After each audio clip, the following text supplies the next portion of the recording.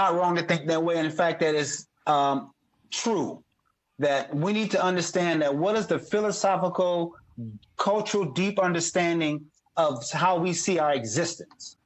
One thing we need to recognize and understand is this. In European psychology, everything is based on individualism. Individualism, the ideas of what it means to be individualistic, right? We start talking about survival of the fittest.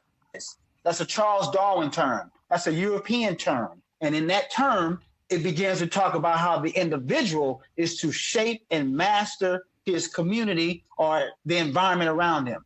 Whereas when we start speaking from an African-centered perspective, it's all about the collective. It's about the group.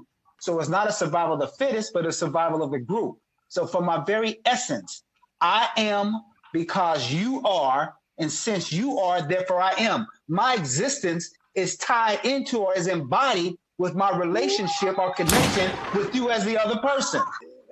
So we need to recognize that even from the very essence of how we talk about the individual, one is a collective we, and one is an individualized that I think, therefore I am. That's Descartes. That's what they say. I think, therefore, that's European philosophy at its best. Whereas the African philosophy at its best is the fact that what I just said, I am because you are, and since you are, therefore I am. Therefore, already we see that those two concepts in understanding the individual is antithetical to each other. They're in opposite positions of each other. So an African needs to recognize that his being or psychology starts from that of we, whereas the European is always speaking of that of I.